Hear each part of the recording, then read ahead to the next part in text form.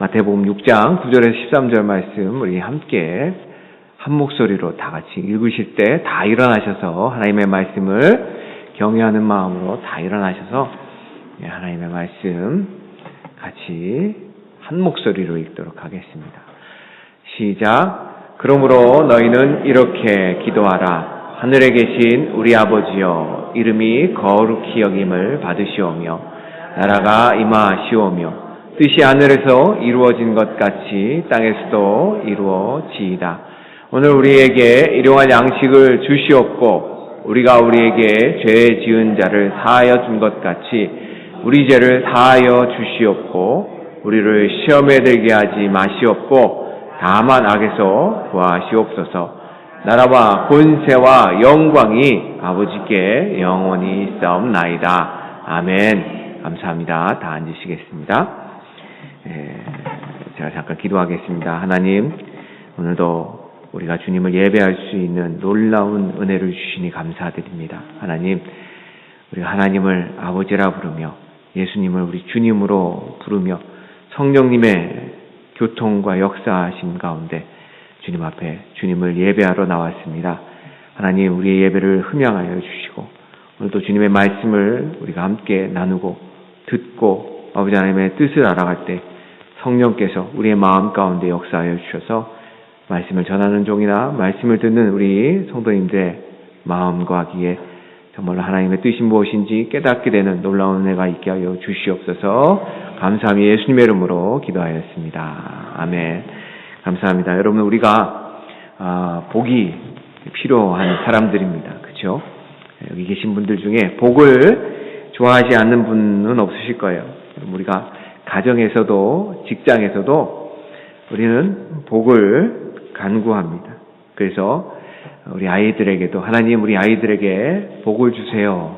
또 여러분들이 어떤 일을 하면 하나님 이 일을 하는데 복 주세요 라고 그렇게 기도를 하죠.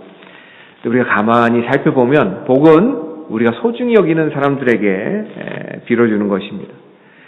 그런데요, 성경은 복을 빌어주고 복에 대해서 이야기를 할 때 소중한 존재의 안녕과 평안 그리고 형통에 집중하기보다 우리에게 복 주시는 하나님께 집중하는 것을 우리는 볼 수가 있습니다.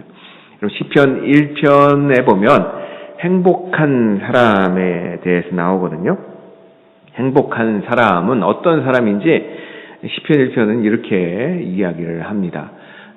시편 1편 1절과 3절까지를 제가 한번 여러분들에게 읽어드리고 소개를 해드리려고 하는데요. 시편 1편 1절에 보면 복 있는 사람은 이라는 표현이 나오죠. 히브리어로는 아슈레이라는 뜻인데요. 이 뜻은 쉽게 말해서 당신은 행복한 사람입니다 라는 뜻입니다. 이 행복한 사람은 어떠한 모습을 가지고 있을까요? 악인들의 꾀를 따르지 않고 죄인들의 길에 서지 아니하며 오만한 자들의 자리에 앉지 아니하고 오직 여호와의 율법을 즐거워하며 그의 율법을 주야로 묵상하는 사람이 행복한 사람이라고 말하고 있죠. 그러니까 복 있는 사람은 어디에 초점을 두고 있나요? 하나님의 말씀에 초점을 두고 있다. 다시 말해서 복 있는 사람은 하나님께 초점을 두는 사람이다. 그 사람이 행복한 사람이다 라고 시편 1편은 말하고 있는 것이죠. 자, 그렇게 하나님께 초점을 맞춘 사람에게 1편 3절은 이렇게 말합니다. 그는 시냇가에 심은 나무가 철을 따라 열매를 맺으며 그 잎사귀가 마르지 아니함 같으니 그가 하는 모든 일이 다 형통하리로다. 하나님께서 그렇게 하나님께 초점을 맞춘 사람에게는 복을 주셔서 그가 일한 만큼, 수고한 만큼 그 복을 누리는 형통함의 은혜를 우리에게 주신다는 것이죠. 그래서 우리가 그렇게 형통하는 은혜, 우리가 일한 만큼 수고하고 우리의 삶에 복을 받는 그 은혜는 사실 하나님께 초점을 맞출 때 받을 수 있는 부수적인 복입니다. 우리가 복에는 두 가지가 있죠. 하나님께서 우리에게 주시는 복은 우리가 진정으로 원하는 갈구하는 복이잖아요. 이 땅에서 잘 되고 이 땅에서 평안하고 하는 모든 일이 잘 되는 것. 근데 그거는 부수적인 복이라고 얘기를 해요. 그거는 하나님께 우리가 초점을 맞추는 그 본질적인 복을 우리가 추구할 때 자연스럽게 받게 되는 복이라는 것입니다. 자, 그렇다면 본질적인 복은 뭘까요? 하나님이시죠. 시편 1편 2절에도 우리 하나님께 초점을 맞추는 자가 행복한 자다라고 얘기를 하잖아요. 결국에 우리 삶 가운데 참된 복은 바로 하나님이시라는 것입니다. 그리고 우리가 그 하나님께 초점을 맞출 때 부수적인 복, 우리 삶에 잘되고 평안하고 형통하는 그 복이 우리에게 따라온다는 것입니다. 어떤 분들은 하나님을 잘 믿었는데 하나님께 초점을 맞췄는데 내 인생이 어렵고 힘들고 고달픈 것 같습니다 라고 하실지 모르겠어요. 그런데 시편 1편 3절에 나오는 형통은 사실 하나님이 함께 하시는 것을 의미합니다. 우리가 요셉을 보면 요셉의 삶이 형통했다라고 하잖아요. 근데 그 말을 할 때 요셉이 어디에 있었냐면 보디발의 집에 종살이하고 있었고 감옥에 갇혀 있었어요. 그런데 성경에서는 요셉을 향해서 형통했다라고 하거든요. 그런데 그 형통했다라고 할 때 그 앞에 어떤 표현이 써 있냐면 하나님이 그와 함께 계심에 그가 형통했다라고 말을 합니다. 그러니 우리가 형통이라는 의미를 조금 뭐든지 잘 되고 내 마음대로 되는 것이라고 생각을 하면 그건 오해이죠. 형통이라는 것은 우리 주님이 나와 함께 계신 거예요. 믿으십니까? 여러분 우리 주님 오늘 찬양 부르신 것처럼 예수님이 여러분들의 마음에 계십니까? 여러분들 믿으십니까? 네. 성령께서 여러분들 안에 계신가요? 아멘. 믿으십니까? 예, 그러면 여러분들이 형통한 거예요. 왜요? 예수님이 성령님이 여러분들과 함께 계시기 때문에.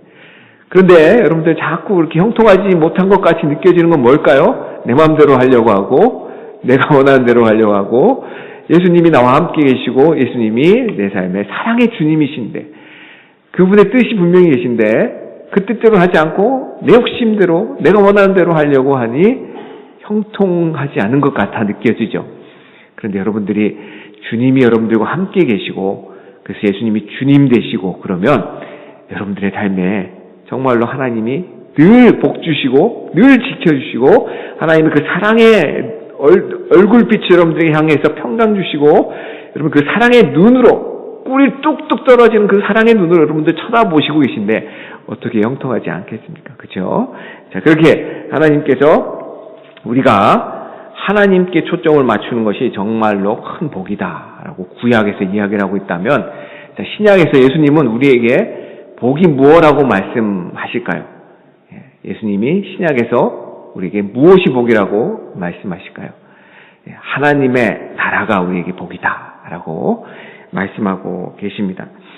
시편 1편이 시편 전체를 여는 그러한 역할을 한다면 예수님께서 공생애를 시작하시면서 공적 생애를 시작하시면서 하나님 나라의 복음을 전파하셨거든요. 그러면서 예수님이 산에 올라가셔서 하나님의 나라에 대해서 이야기를 하셨는데 그것을 산에서 전한 교훈 해가지고 산상수훈이라고 부릅니다. 그리고 산상수훈을 여는 말씀이 있는데요. 그것이 8복이죠. 8가지 복을 예수님이 쭉 얘기하시면서 산상수훈을 여셨어요. 그런데 그 8복의 첫째 복과 마지막 복이 우리 마태복음 5장 3절과 10절인데요. 그 두 시작되는 그리고 끝을 맺는 그 복에는 천국이 우리의 복이다라고 예수님께서 분명하게 우리에게 말씀해주고 계십니다. 우리 한번 다 같이 한 목소리를 읽어볼까요? 5장 3절과 10절입니다. 시작. 심령이 가난한 자는 복이 있나니 천국이 그들의 것이며 또 10절 의를 위하여 박해를 받는 자는 복이 있나니 천국이 그들의 것임이라. 아멘. 여러분들 믿으십니까? 예, 하늘 나라가 이 천국은 하나님의 나라거든요. 하나님의 나라가 우리에게 복이다라고 예수님이 분명하게 우리에게 말씀하고 계십니다. 자, 그렇다면 신약에서 하나님의 나라가 우리에게 복이라고 했는데 그럼 우리가 무엇을 궁금해해야 할까요? 나는 별로 궁금하지 않아라는 그러한 표정이신 것 같은데 뭘 궁금해야 될까요? 하나님의 나라가 뭔지 궁금해해야 되잖아요. 하나님의 나라가 우리에게 복이라고 하셨는데 그러면 하나님의 나라가 무엇이? 라고 궁금해 하실 것 같습니다. 저만 궁금해하는 건 아닌 것 같고 여러분 다 궁금해하실 것 같은데 여러분, 얼마 전에 우리가 투표를 해서 대통령이 선출이 됐죠. 그래서 우리 도널드 트럼프 대통령이 됐습니다. 그렇다면 우리 도널드 트럼프 대통령이 이끄는 도널드 트럼프 행정부가 있죠.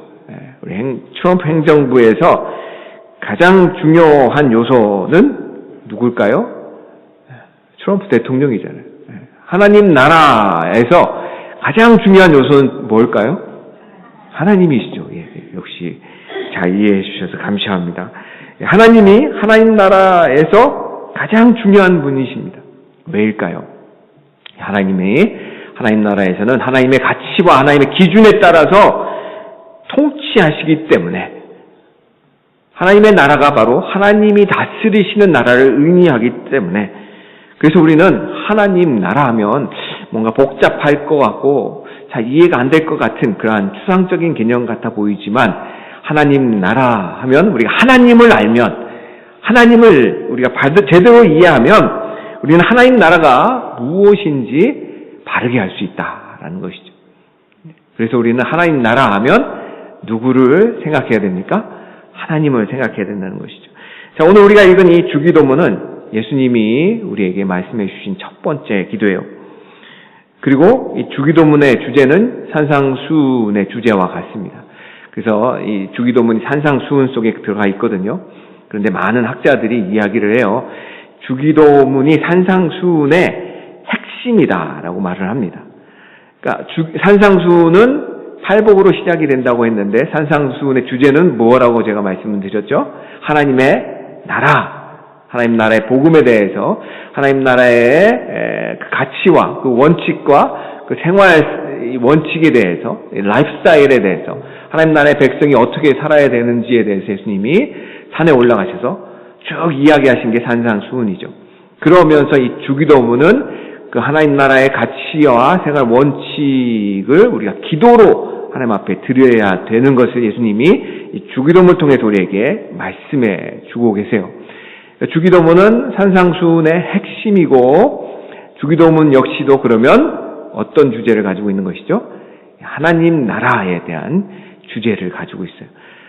그래서 주기도문에 오늘 우리가 읽은 6장의 10절에 보면 나라가 임하시며 뜻이 하늘에서 이루어진 것 같이 땅에서도 이루어 주옵소서라고 예수님이 말씀하시잖아요. 그래서 산상수훈 중에 주기도문, 산상수훈 핵심 그리고 그 주기도문의 핵심은 바로 하나님의 나라인데 하나님의 나라가 이 땅 가운데서도 이루어지게 해달라라는 기도가 바로 주기도문의 핵심이라는 것이죠. 하나님의 나라가 이 땅에서도 이루어지게 해주시옵소서라고 우리는 주기도문을 통해서 예수님이 우리에게 가르쳐 주신 주기도문을 통해서 이 땅 가운데서도 하나님의 나라가 이루어지게 해달라는 기도를 드릴 수 있게 된다는 것입니다. 그런데요, 제가 좀 전에 말씀드린 것처럼 주기도문이 하나님 나라의 핵심이라고 하면 하나님 나라의 핵심은 또 누구라고 말씀을 드렸죠? 하나님. 한번 우리가 정리를 좀 해볼 필요가 있습니다. 자, 예수님이 공적 생애를 시작하시면서 하나님 나라의 복음을 전하시면서 산상수훈을 전하셨어요. 산상수훈의 핵심은 주기도문이에요. 주기도문의 핵심은 하나님의 나라죠. 하나님 나라의 핵심은 또 어디예요? 하나님이신 것이죠. 그래서 오늘 우리가 이 주기도문 전체를 나누는 건 아니고 6장 3절에 보면 6장 9절에 보면 예수님이 주기도문을 우리에게 알려주시면서 너희는 이렇게 기도하라 하시면서 제일 처음에 알려주신 하늘에 계신 우리 아버지여 이름이 거룩히 여김을 받으시오며의 이 첫 기도를 우리가 제대로 이해할 때 주기도문을 이해할 수 있을 뿐만 아니라 하나님의 나라가 무엇인지도 제대로 이해할 수 있게 된다는 것입니다. 왜요? 첫 번째 이 주기도문의 기도에서는 누구에 대해서 나오기 때문인가요? 바로 하나님 아버지에 대해서 나오기 때문이에요. 자, 하나님의 나라가 하나님에 대한 그러한 것이라면 우리는 이 첫 번째 기도에 나오는 이 하나님에 대해서 하나님 아버지에 대해서 제대로 이해할 때 우리는 하나님의 나라가 무엇인지 알 수 있고 하나님의 나라를 우리가 제대로 이 땅 가운데서 이루어지게 해달라고 간구할 수 있게 된다는 것이죠. 그래서 마태복음 6장 9절에 하늘에 계신 우리 아버지여 이름이 거룩히 여김을 받으시오며 라는 이 첫 번째 기도를 이해할 때 그 다음에 나오는 하나님의 나라와 뜻이 이루어지게 해달라는 기도, 일용할 양식이 우리에게 채워지게 해달라는 기도, 서로를 용서할 수 있게 해달라는 기도, 악에서 우리를 구해달라는 기도가 무엇인지 제대로 이해할 수 있게 된다는 것입니다. 여러분들 옷을 입을 때 옷의 첫 단추를 잘못 끼면 어떻게 되나요? 이상해지잖아요.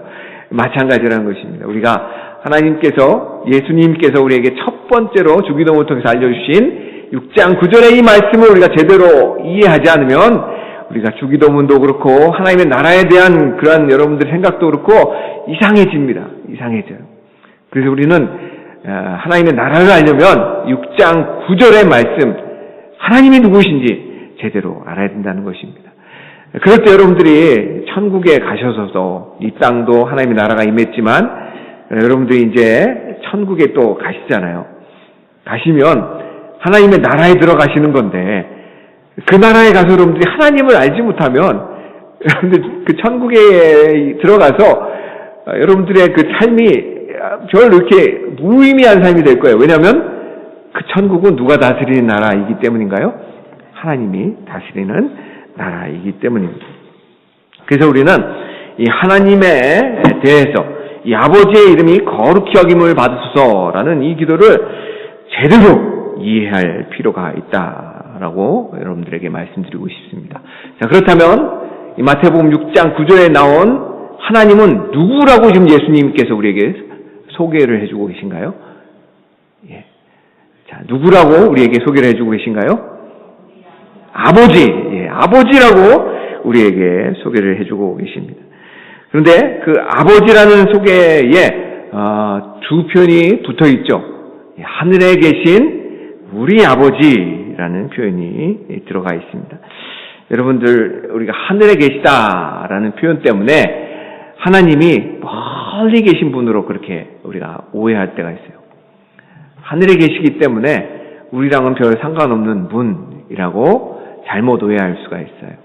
그런데 유대인들은 하늘에 계시다라는 이 표현을 하나님이 모든 것을 하실 수 있으신 분이다라고 그렇게 표현하는 그러한 또 다른 용어라는 것이죠. 그래서 시편 115편 3절을 우리 함께 다 같이 한 목소리로 읽어보겠습니다. 시작. 오직 우리 하나님은 하늘에 계셔서 원하시는 모든 것을 행하셨나이다. 자, 하나님이 하늘에 계시다는 이 표현은 어떤 의미일까요? 하나님이 모든 것을 원하신 대로 하실 수 있으신 분이시다. 하나님은 전지전능한 분이시다 라는 의미이죠. 그런데 여러분들, 우리가 하늘 하면 영어나 한글에는 단수로 쓰여 있어요. 그런데 헬라어 원문에는 복수로 쓰여 있습니다. 유대인들은 하늘 하면 보통 세 가지 하늘을 이야기를 해요. 첫 번째는 비바람이 치고 새가 날아다니는 물리적인 공간, 바로 우리가 이렇게 바라보는 하늘이 첫 번째 하늘이고요. 두 번째 하늘은 해와 달과 별이 있는 그런 우주적 공간을 하늘이라고, 두 번째 하늘이라고 합니다. 세 번째 하늘, 바울이 3층전에 올라갔다 왔다라고 얘기를 하잖아요. 세 번째 하늘이 하나님이 거하시는 영적인 임재가 가득한, 우리가 생각하는 천국이 바로 3층천이죠. 그런데 지금 예수님께서 하늘에 계시다라고 했을 때 이 하늘이 복수로 표현하셨어요. 그렇다는 말은 하나님이 저 3층천에 계신 분만 아니라 지금 우리와 함께 계셔서 바로 우리 안에 우리와 함께 계시는 하나님이 바로 하늘에 계신 하나님이다라고 우리가 알 수 있다는 것이죠. 그래서 하늘에 계신 하나님 하면 저 멀리 계신 하나님이 아니라 바로 지금 우리와 함께 계신 모든 것을 하실 수 있는 전지전능하신 그분이 하늘에 계신 우리 아버지라는 것입니다. 근데 여기에 또 다른 표현이 들어가 있죠. 어떤 표현이 들어가 있나요? 또 다른 표현, 우리라는 표현이 들어가 있습니다. 하나님은 나의 아버지만 되시나요? 아니죠. 우리 아버지이십니다. 우리의 의미가 뭘까요? 우리의 의미. 나와 나와 너를 의미합니다.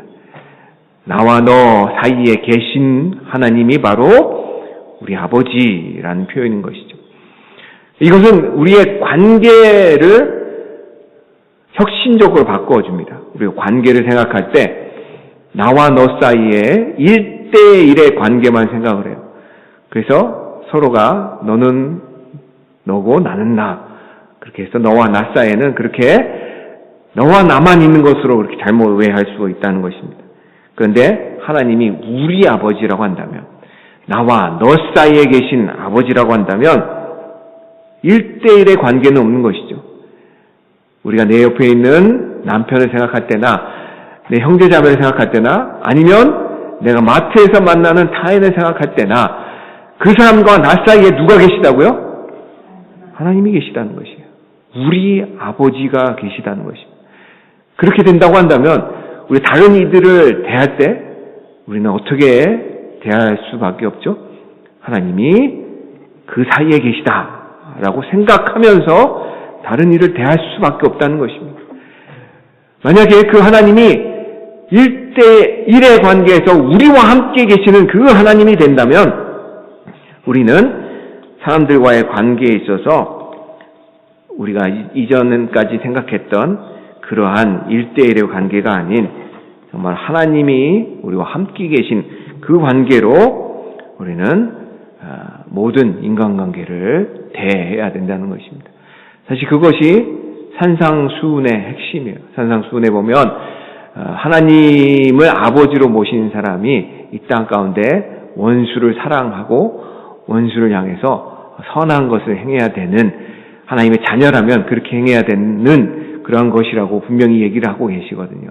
또 주기도문에 보면 내가 하나님이 나를 용서하신 것처럼 다른 이를 용서할 수 있게 해달라고 하거든요.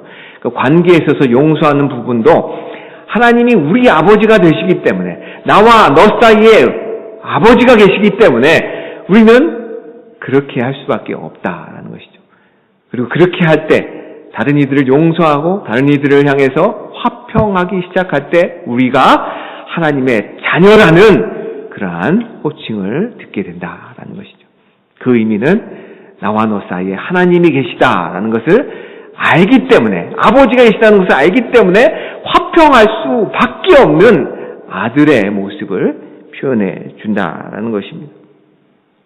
자, 이제 본격적으로 우리가 아버지에 대해서 한번 알아보았으면 좋겠습니다. 아버지 하나님을 우리가 하늘에 계신 우리의 아버지여 라고 표현하고 있잖아요. 여러분, 아버지 하면 어떤 느낌이 드시나요? 아버지 하면 우리 시영이하고 유니스, 아버지 하면 어떤 느낌이 드시나요? 아빠가 없어서 좋아, 아니면 아빠가 있어서 좋아? 아주 애매한 질문을 지금 하고 있는데, 아빠가 있으니까 더 좋지? 아니란데. 자, 우리 한국 사람들은 아버지 하면 늘 권위적인 모습이 떠올라요. 그래서 아버지 하면 좋은 기억보다는 안 좋은 감정들이 생길 때가 많이 있습니다. 한국 사람들의 특징이죠. 그래서 우리는 육신의 아버지 때문에 아버지 하면 상처가 떠오르거나 부정적인 느낌들이 떠오를 때가 있습니다. 그러나 하늘에 계신 우리 아버지는 이 땅의 아버지, 유한하고 우리에게 때로 상처를 주는 아버지가 아니라 우리를 너무나 사랑하고 계시는 전지전능하신 하나님 아버지라는 것입니다. 예수님은 산상수훈에서 하나님 아버지가 어떻게 우리와 관계를 맺으시는지 이렇게 말씀을 해주시고 계십니다. 제가 여러분들에게 보여줄 텐데요. 마태복음 6장 4절, 6절, 18절에는 은밀한 중에 보시는 내 아버지께서 갚으시리라 말씀하고 계시고요. 마태복음 6장 31절, 32절에는 그러므로 염려하여 이르기를 무엇을 먹을까, 무엇을 마실까, 무엇을 입을까 하지 말라. 이는 다 이방인들이 구하는 것이라. 너희 하나님 아버지께서 이 모든 것이 너희에게 있어야 할 줄을 아신다라고 말씀하고 있으십니다. 또 마태복음 7장 11절은 이렇게 말하죠. 너희가 악한 자라도 좋은 것으로 자식에게 줄 줄 알거든 하물며 하늘에 계신 너희 아버지께서 구하는 자에게 좋은 것으로 주시지 않겠느냐. 자, 이 구절들을 통해서 우리는 하나님 아버지는 우리의 필요를 아시고 우리에게 갚아주시고 우리에게 좋은 것을 주시는 아버지임을 알 수가 있습니다. 여러분, 하나님은 전능하신 분이시죠. 그래서 모든 것을 하실 수 있으신 분이십니다. 모든 것을 주실 수 있으십니다. 그런데 그 전능하신 하나님이 아버지 된다라는 의미는 우리에게 모든 것을 주실 수 있으시고 모든 것을 하실 수 있으시지만 우리에게 좋은 것만 주실 수 있으신 분이 아버지라는 것입니다. 아버지는 우리에게 좋은 것만 주세요. 나쁜 거는 안 주세요. 그러니 여러분들이 구하는 것을 알지 못하고 잘못 구했을 때 하나님이 안 주신다는 거에서 불평하지 마세요.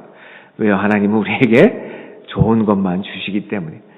그런데 좋은 것 중에서도 어떠한 것이 제일 좋을까요? 그럼 여러분, 우리가 마태복음 7장 11절에는 너희에게 좋은 것으로 주시겠다라고 했는데 누가복음 11장 13절에는 이 좋은 것 대신에 다른 단어가 들어가 있어요. 한번 우리 다 같이 읽어볼까요? 시작. 너희가 악할지라도 좋은 것을 자식에게 줄 줄 알거든 하물며 너희 하늘 아버지께서 구하는 자에게 성령을 주시지 않겠느냐 하시니라. 여러분, 좋은 것 대신에 누가복음에는 성령이 들어가 있죠. 자, 그렇다면 좋은 것이 무엇일까요? 좋은 것 중에 가장 좋은 건 무엇일까요? 성령 하나님이라는 것이죠. 하나님께서 우리에게 좋은 것을 주시는데 그 좋은 것 중에 가장 좋은 것은 바로 하나님 자신이라는 것입니다. 성령 하나님을 우리에게 주시고 또 하나님은 누구를 주셨나요? 아들이신 예수 그리스도를 우리에게 주셨어요. 그래서 누구든지 독생자 아들 예수 그리스도를 믿기만 하면 우리의 죄를 대속하시고 십자가에 내어주신 그 독생자들을 믿기만 하면 멸망치 않고 영생을 얻어 하나님을 아버지라고 부를 수 있게 된다는 것이죠. 그래서 존 칼빈은 이 아버지라는 이 표현은 예수님을 우리에게 주셨다라는 표현과 같다라는 것입니다. 예수님을 우리가 믿지 않으면 아버지라고 부를 수가 없는 것이죠. 그래서 하나님께서 우리에게 주신 가장 좋은 것은 무엇일까요? 하나님 자신이에요. 예수 그리스도를 통해서 우리의 모든 죄를 다 사해 주시고 부활시키셔서 우리의 주님이 되어주셨어요. 그분은 사랑의 주님이 되어주셨어요. 그래서 그분이 부활승천하셔서 하늘에 올라가신 다음에 또 누구로 보내주셨죠? 성령 하나님을 보내주셨어요. 그래서 여러분들한테 성령으로 충만해요. 그리고 하나님께서 여러분들에게 또 하나님의 말씀을 보내주셔서 하나님의 뜻이 무엇인지 여러분들에게 깨닫게 해주셨어요. 하나님은 여러분들에게 가장 좋은 것을 주셨는데 바로 당신을 주셨고 당신의 뜻을 주셨다는 것입니다. 그것이 가장 좋은 것이라는 것입니다. 누가복음 15장에 보면 탕자의 비유가 나옵니다. 프라디걸 선, 방탕한 아들에 대한 이야기입니다.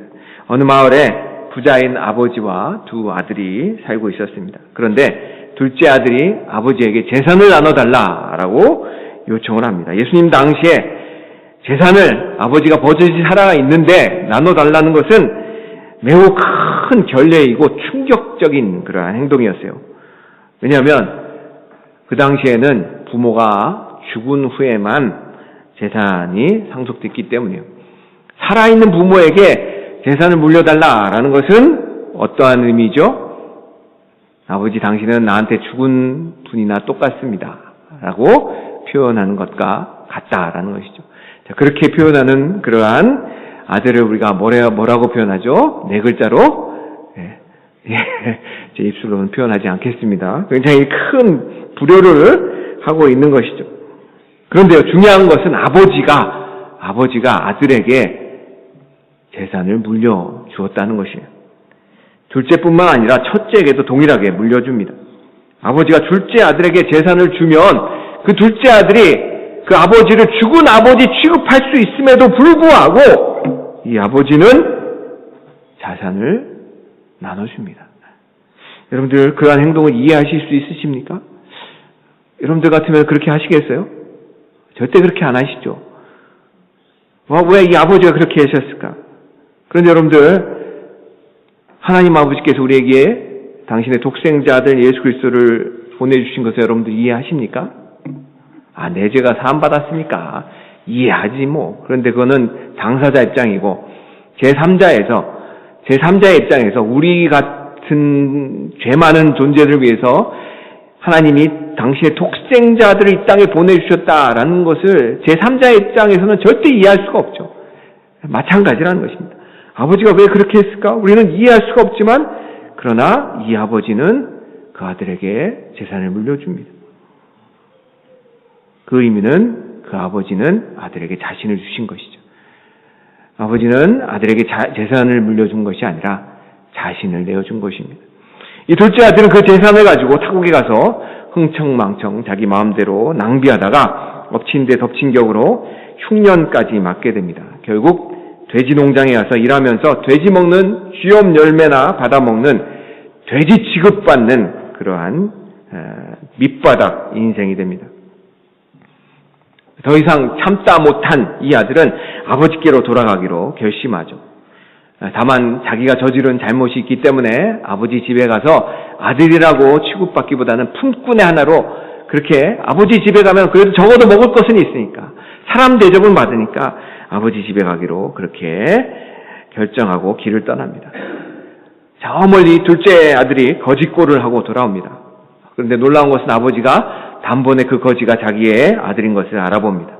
그리고는 옛날 유대 사회도 우리 사회와 마찬가지로 뛰지를 않았는데 이 어른이 달려가서 그 아들을 껴안습니다. 얼마나 냄새가 나겠어요. 그런데 그 아들을 껴안고 그 아들 더러운 옷을 벗기고 제일 좋은 옷을 입히고 신을 신기고 그리고 다시금 아들을 상징하는 그러한 가락지를 손에다가 끼워줍니다.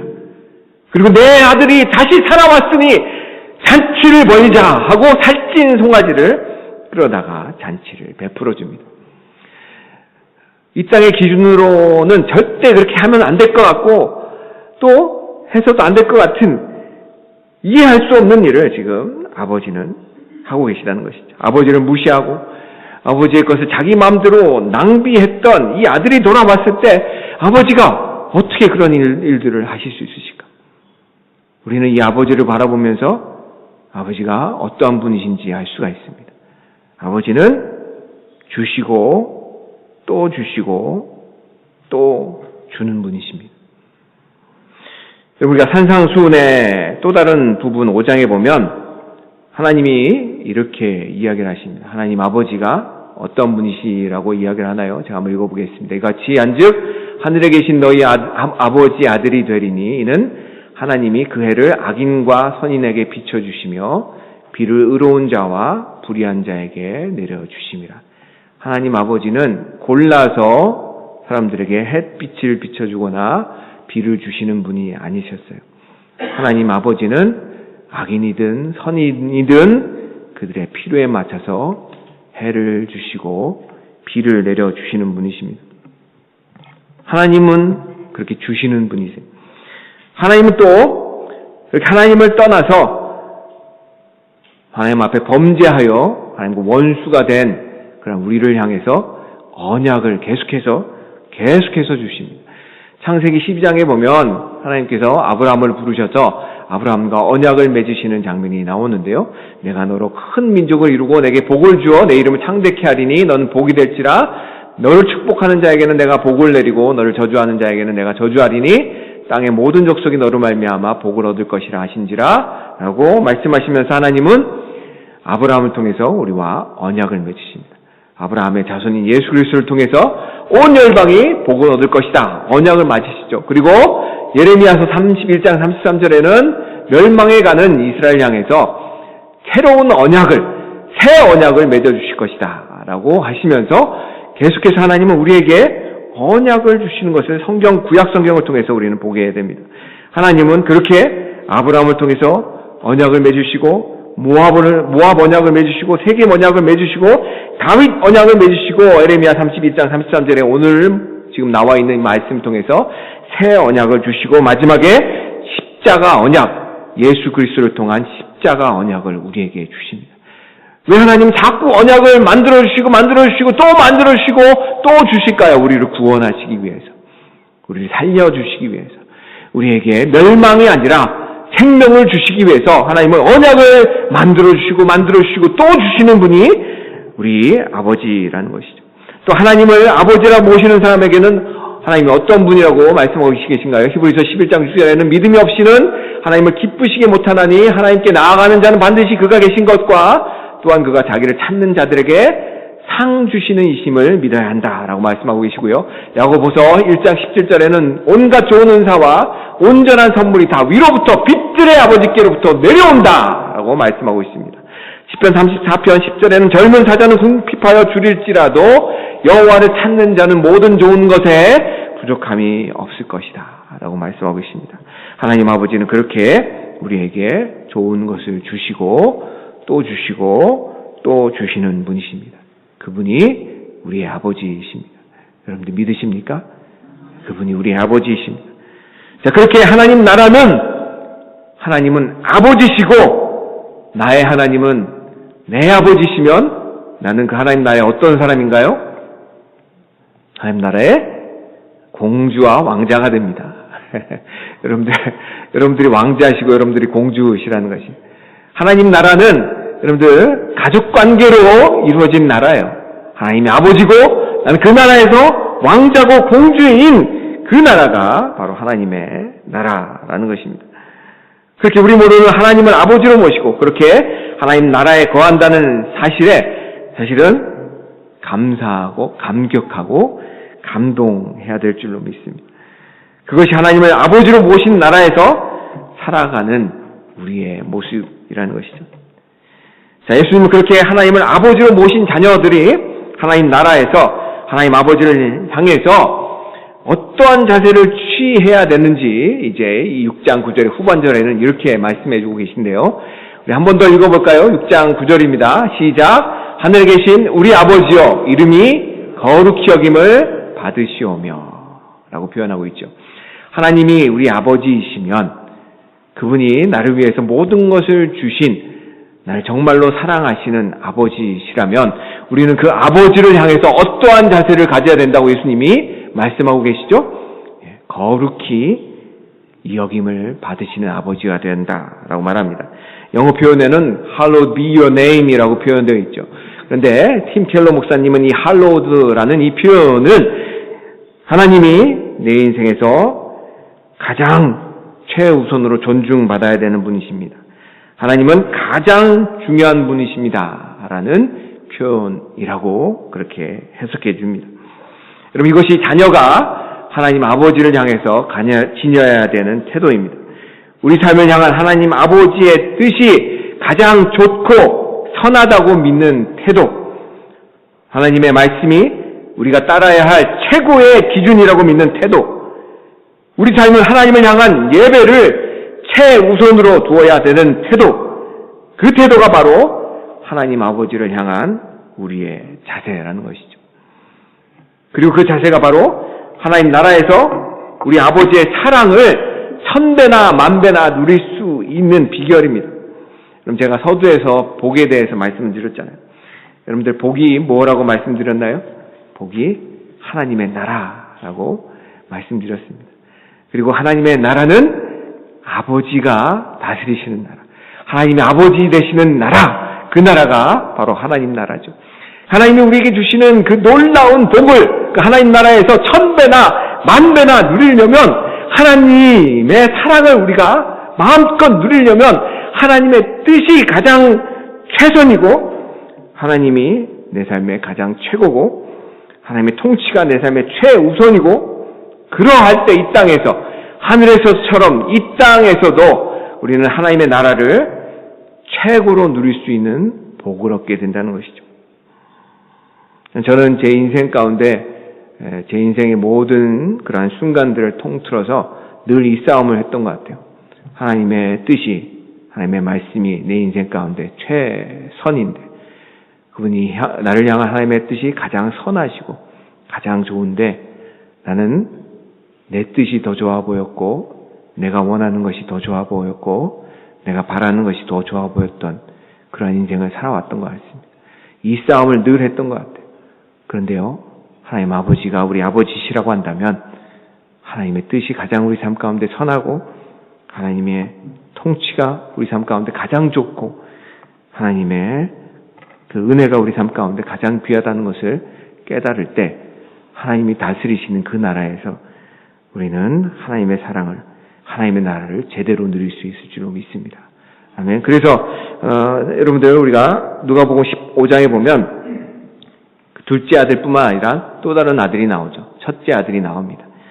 첫째 아들은 자신의 동생을 위해 잔치를 베풀어 주시는 아버지를 향해서 불만을 가지고 계셨어요. 그래서 아버지가 잔치를 베푼다라는 것에 못마땅해서 화를 내는 장면이 28장에 나왔고요. 29절에 보면 아버지가 그렇게 둘째 자기 동생을 향해서 잔치를 베풀어 주시는 장면을 보면서 어떻게 말을 하고 있나요? 아버지께 대답하여 이르되 내가 여러의 아버지를 섬겨 명을 어김이 없거늘 내게는 염소 새끼라도 주어 나와 내 벗으로 즐기게 하신 일이 없다 하면서 나를 강조하며 하나님 아버지의 뜻에 반하고 있는 장면을 보게 됩니다.